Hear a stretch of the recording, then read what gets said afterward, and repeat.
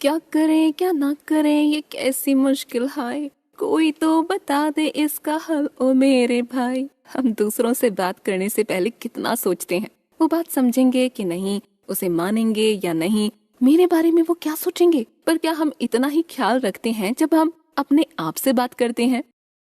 हाँ, हम चर्चा करेंगे गैरी जॉन बिशप की किताब unfuck yourself, get out of your head and into your life के बारे में। ये टाइटल सुनकर आप नाराज मत होना, ये तो बस गैरी का तरीका है सबको एक झटका देने का, सबको नींद से जगाने का। ऑथर गैरी जॉन बिशप ने अब तक कुल 7 दावे किए हैं। आई एम विलिंग यानी मैं तैयार हूँ, I am here to win यानी हम जीतने के लिए बने हैं, आई गॉट दिस यानी हम संभाल लेंगे, आई एम्ब्रेस द अनसर्टेनिटी यानी हम अनिश्चितता को अपना लेते हैं, I am not my thoughts, I am what I do यानी हमारी पहचान हमारे विचारों से नहीं कर्मों से है, आई एम रिलेंटलेस यानी हम दृढ़ हैं, I expect nothing and except everything यानी हम अपनी उम्मीदों पर कंट्रोल करके सब अपना लेते हैं। इस लाइफ के स्कूल में स्टूडेंट भी हम हैं और प्रिंसिपल भी। इसमें कोई भी बदलाव लाने का जिम्मा हमारे कंधों पर ही है। बैठे बैठे हम कितनी भी प्लानिंग करें, कितना भी मेडिटेशन कर लें या कितनी ही प्रार्थना क्यों ना कर लें, जब तक हम कदम नहीं उठाएंगे, कोई काम नहीं करेंगे, तब तक हमारी लाइफ नहीं बदलेगी।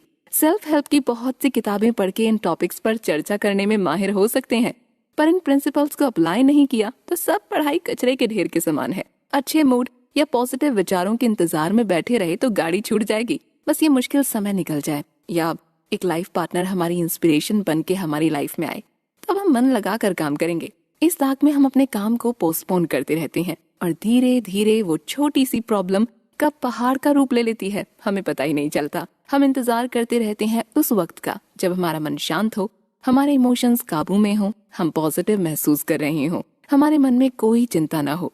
पर लाइफ में क्या कभी ऐसा समय आता है जब सब कुछ परफेक्ट हो? गैरी कहते हैं कि इन दावों को केवल याद करके या पढ़कर काम नहीं बनने वाला, हमें इन्हें अपनी लाइफ में शामिल करना होगा, इनको अप्लाई करना होगा, सही कदम उठाने होंगे।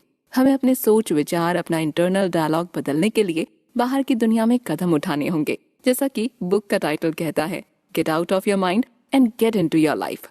इन दावों से लाइफ आसान नहीं होगी। हो सकता है कि शुरुआत में हमें और भी मुश्किल हो, क्योंकि हम अपनी प्रॉब्लम पर पर्दा डालना बंद कर देंगे, सच्चाई को अपनाने लगेंगे, अपने सच्चे गोल को समझकर उसे पाने के लिए मेहनत करेंगे। जिंदगी की सबसे बड़ी सच्चाई ये है, दुनिया में हमारा वक्त लिमिटेड है।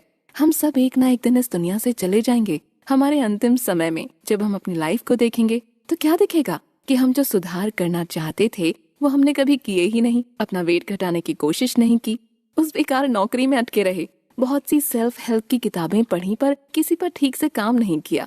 कितनी बार सोचा होगा कि हम अपनी लाइफ को बदल देंगे, मगर अगली सुबह होते ही लाइफ फिर से उसी ढर्रे पर चलने लगी। आखिरी सांस लेते समय जब आसपास रिश्तेदारों की लाइन लगी होगी तो मन में पछतावे के अलावा और कुछ नहीं होगा। पछतावा कभी इस बात का नहीं होता कि हमने ज्यादा पैसे नहीं बनाए या वो महंगी गाड़ी नहीं खरीदी या वर्ल्ड टूर पर नहीं गए। पछतावा इस बात का होता है कि हमने कोशिश ही नहीं की। जब मुश्किलों से सामना हुआ तो हमने हार मान ली, कभी जी तोड़ मेहनत नहीं की। कोशिश करने वालों की कभी हार नहीं होती और उन्हें पछतावा भी नहीं होता। हमें कभी इस बात का पछतावा नहीं होगा कि नौकरी छोड़कर हमने अपना बिजनेस शुरू करने की कोशिश की, बिना हार माने एक लाइफ पार्टनर खोजने की कोशिश की। और इस बात का पछतावा तो कभी नहीं होगा कि हमने बहुत से पैसे कमाए, और ना ही इस बात का कि हमारी बॉडी बिपाशा बसु या जॉन अब्राहम जैसी दिखी। चलिए कोशिश करें और ऐसी लाइफ बनाएं जिस पर हमें गर्व हो, हम सिर उठाकर इस धरती को अलविदा कह सकें। सक्सेसफुल लोगों में और हमें क्या फर्क है? वो हमसे ज्यादा होशियार तो नहीं, न ही हमसे ज्यादा बलशाली। उनके पास वही 24 घंटे हैं जो हमारे पास हैं। तो ऐसा क्या फर्क है हम में?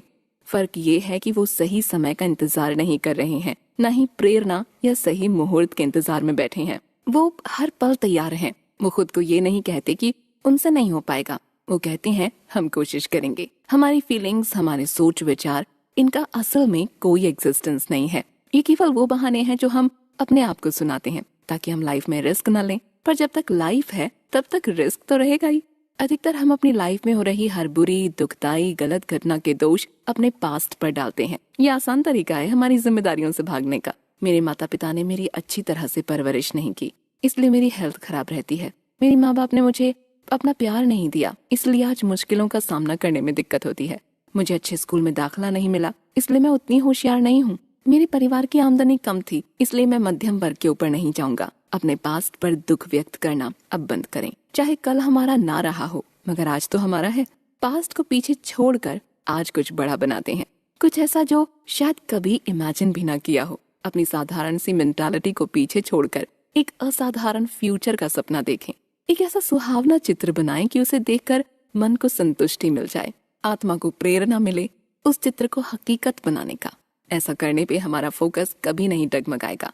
जब सामने चमकता हुआ फ्यूचर दिखेगा तब पास्ट के बारे में सोचने का मन भी नहीं करेगा।